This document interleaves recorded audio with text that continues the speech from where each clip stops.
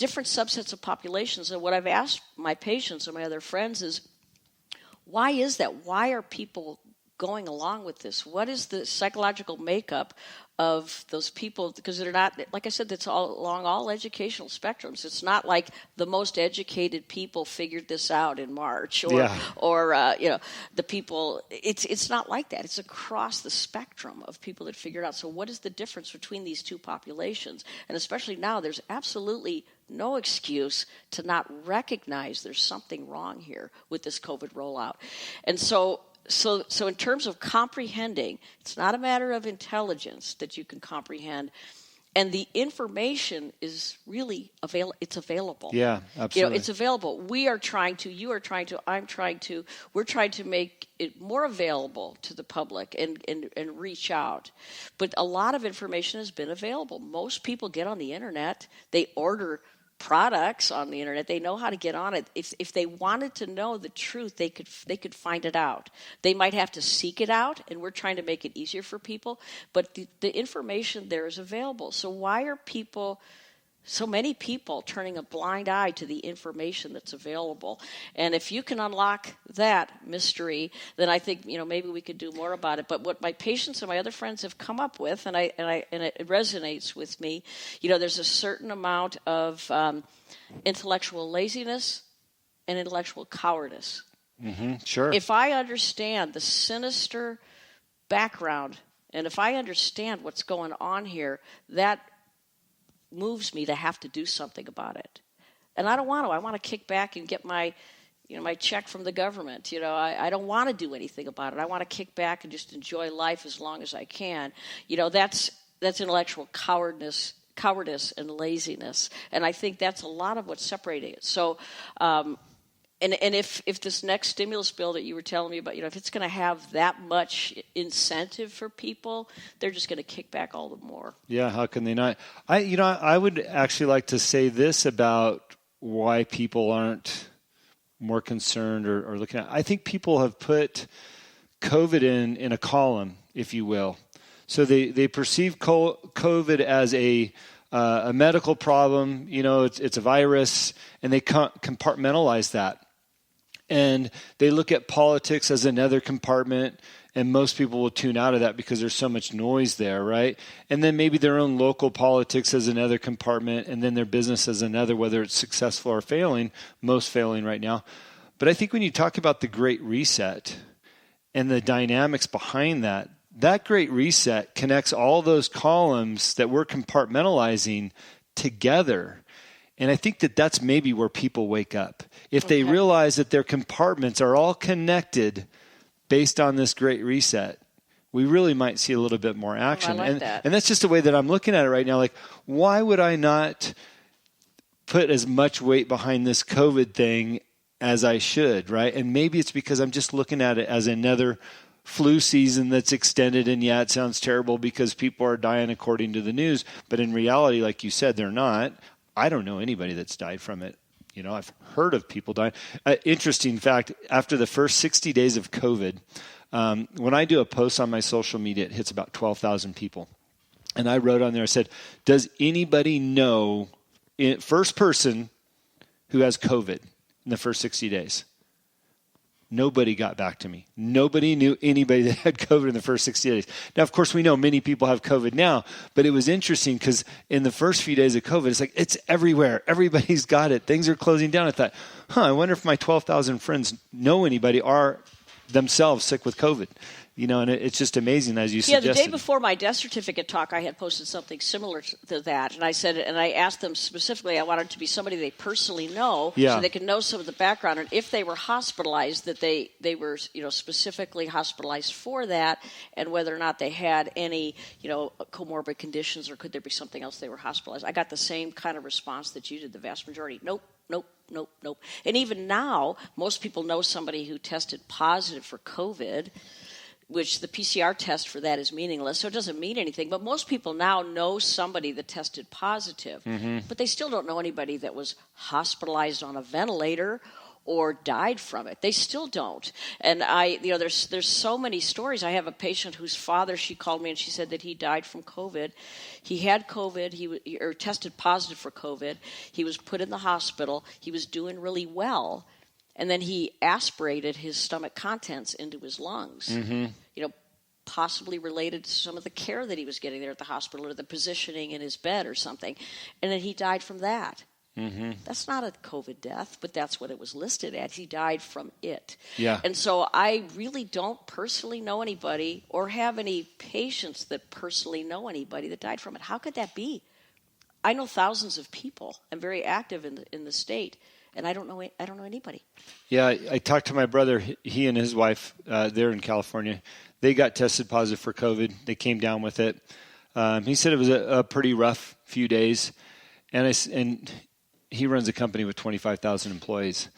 I said, well, was it rough enough where you would close down the economy? He goes, Jim, I've had the flu worse than COVID. That's right. He goes, so no, I would not shut down the economy. Would I want it again? Probably not. But I would take that over some of the flus I've had in my life. Right on. And I thought, right on. Pretty big statement. That's a great story, and that was part of my testimony before the school board. Is that any doctor that's 40 years or older, any seasoned physician has seen cold and flu seasons come and go, and most people get sniffles. Some people, like your friend, and it's like some of my patients this year, maybe a dozen and a half or so, sick enough to miss school or work, miserable, sick with fever, chills, sweats, absolutely exhausted. Once in a while, somebody's sick enough to be hospitalized, and almost 100% survive. That's been true for the 30-plus years I've been a doctor. Any seasoned doctor knows that's the way cold and flu is. It was no different in 2020. My patients actually did better. And so 4 years ago, I got really sick. I was bragging about never getting sick, and I got really sick. I mean, like shaking chills in bed, type of thing. Never been so sick in my whole life. That was 4 years ago. And what I've noticed over the last 5 years or so in my patient population is that more and more people that are basically healthy, like me, or healthy, 30-year-olds, 20-year-olds, they're getting illnesses, usually respiratory, that they say, I've never been so sick in my life. So this has been going on for 5 years. I'm sorry, that was not a particular organism. So people have been getting sicker. So as a doctor, I can look at that history, and I can look at it as kind of a study. And I can say this. But when it happens to you as an individual, and you're sicker than you've ever been in your life, that means a lot to you. So then when the COVID thing is up here and everybody's being bombarded with COVID, and you happen to get an illness during the COVID rollout, and you've never been so sick in your life, you're going to hear so many people say, I've never been so sick. Yeah.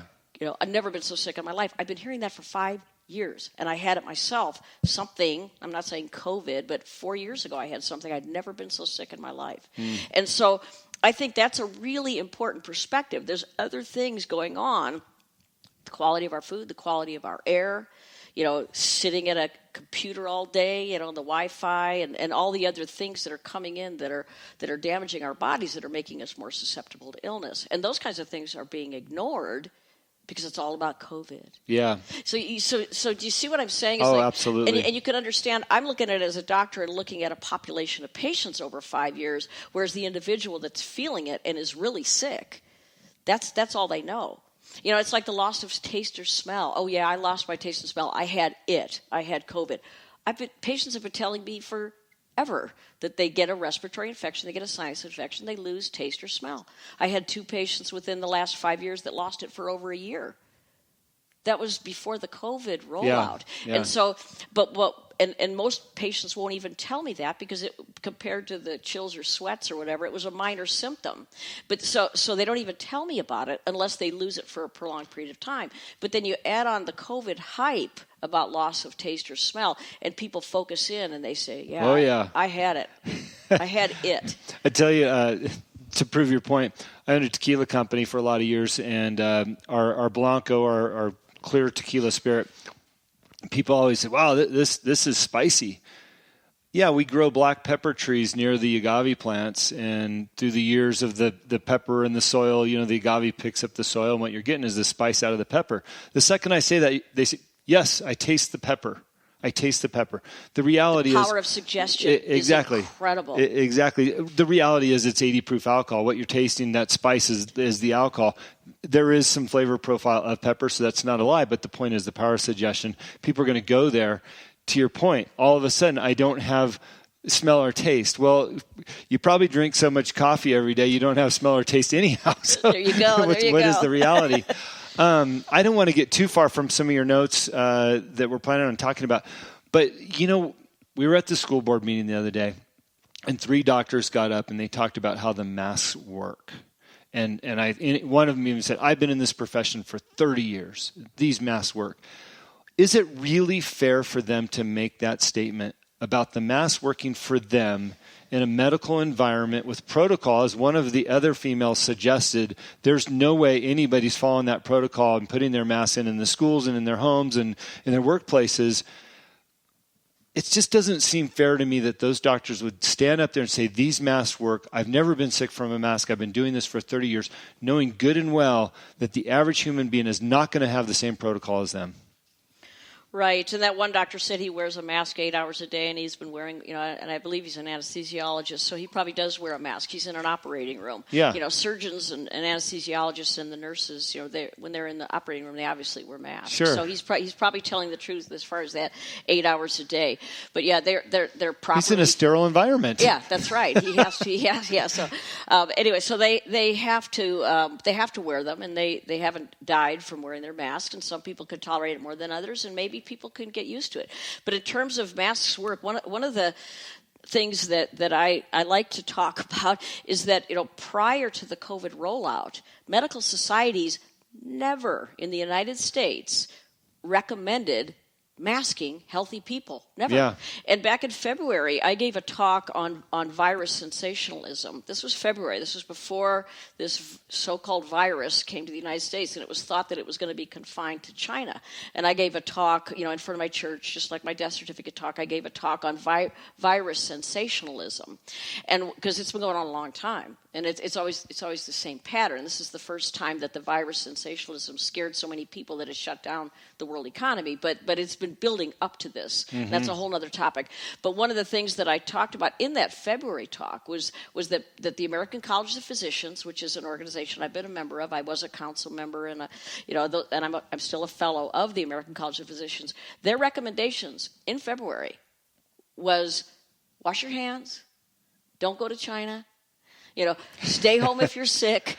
Don't be around a sick person. If you are and you have to be, wear a mask. That was the recommendation of the American College of Physicians in February.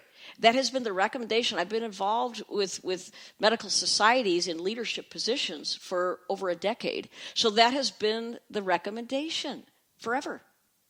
That was the recommendation right before the rollout here in the United States. So it's never been found to be helpful. It's always been spoken against in this country, masking healthy people.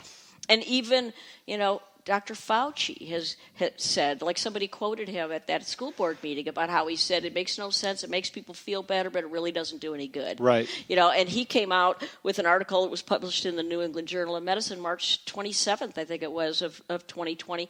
And he said that the virus wasn't as dangerous as we thought. That was March 27th. It was published in the New England Journal. Yeah. And then later he's masked, he had 2 masks and, all that. So it's patent absurdity for these doctors to be saying it. And one of the, I don't want to get too much into the masks because if the whole basis of this is fraudulent, the mask issue is in some ways a distraction. I realize it's being forced on people, but I like to go with the root cause, and the masks are just kind of something. It's the optics.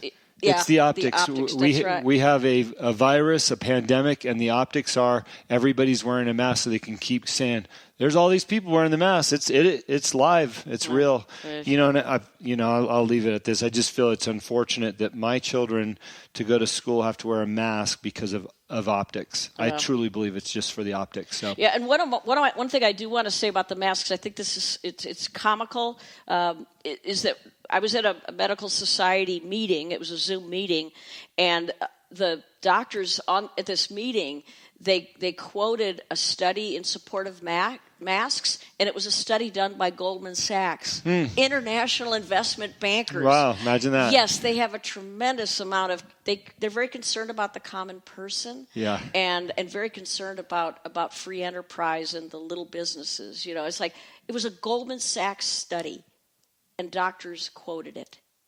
Wow. To give you an idea. Yeah. So anyway. Wow. Isn't that great?